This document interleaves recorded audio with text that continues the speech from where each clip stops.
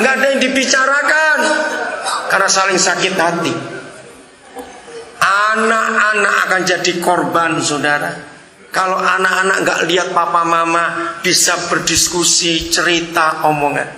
Maka itu di banyak keluarga, anak-anak saya selalu tanya 3 hal saja, nggak usah banyak-banyak. 1, kapan terakhir kali kalian anak-anak lihat papa mama makan berdua sambil bergurau? Itu kebahagiaan anak-anak. Kalau sampai mama makan di dapur, papa makan di halaman, itu perang dunia itu, sudah. Nggak pernah bareng, sudah.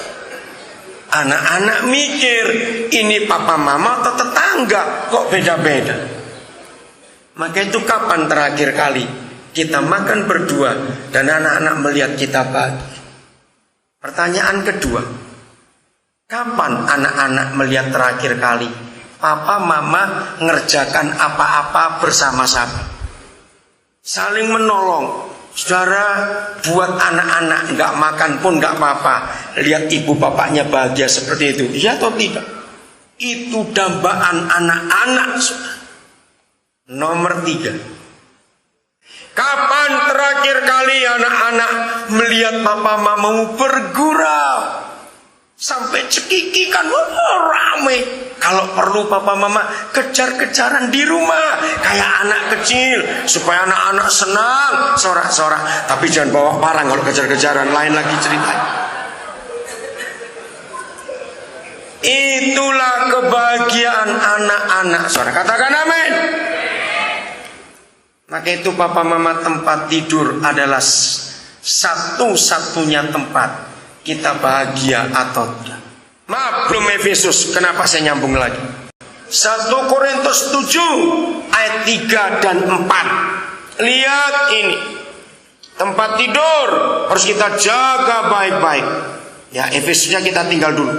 1 Korintus 7 ayat 3 dan 4. Setelah kita menikah, anak-anak, kalau engkau menikah, hukum ini harus mau pakai. Hendaklah siapa? Suami bagaimana memenuhi kewajibannya terhadap istrinya. Ini masalah tempat tidur. Demikian pula istri terhadap suaminya. Istri tidak berkuasa atas tubuhnya sendiri, tetapi suaminya. Demikian pula suami tidak berkuasa atas tubuhnya sendiri, tetapi istri. Dalam nama Yesus, tolong para gembala ajarkan ini kepada jemaat. Jangan pernah merasa tabu dan merasa aneh bicara seks di mimbar. Jangan merasa tabu, harus kita bicarakan.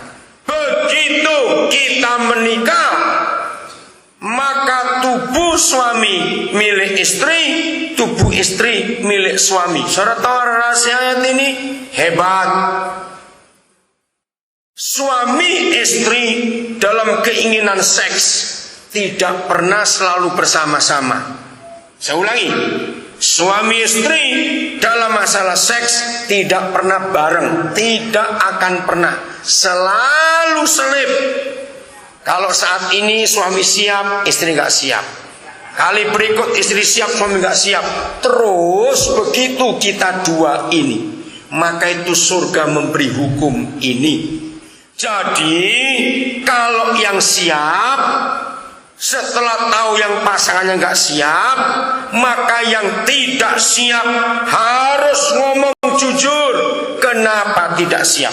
Setelah tahu, maka yang siap harus menolong yang tidak siap supaya siap. Katakan amin.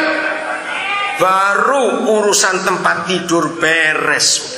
Dengarkan istri-istri, di dalam pengalaman saya pelayanan, istri adalah makhluk yang paling suka menghukum suami. Dengar ini baik-baik para istri. Istri nggak boleh ngomong gini, pokoknya moh. Ojo takon, pokoknya moh. Awas ngomong begitu. Harus jujur, mohnya itu karena apa? Kalau tidak mau, jangan berkata, jangan tanya, pokoknya aku tidak mau. Ingat, 90% kenapa suami selingkuh? Karena wanita itu diciptakan Tuhan sangat tahan dengan seks. Tapi beda dengan laki-laki. Kebo tenan, saudara. Nah, itu laki-laki. Laki-laki itu paling gak tahan. Istri sering tahan. Nah, ini bedanya. Maka itu jangan para istri melanggar ayat 4 1 Korintus 7. Suami taulah diri. Saya ulangi lagi, suami harus tahu diri dalam nama Yesus. Hargai pendapat istri. Jangan suka maksa.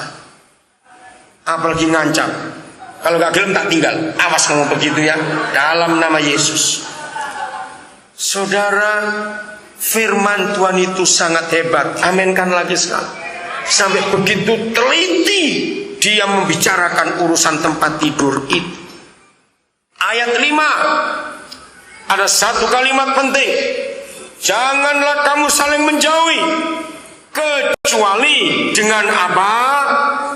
Nah, garis bawahi suami istri, persetujuan bersama harus kita buat dalam hal apa saja, termasuk masalah tempat tidur.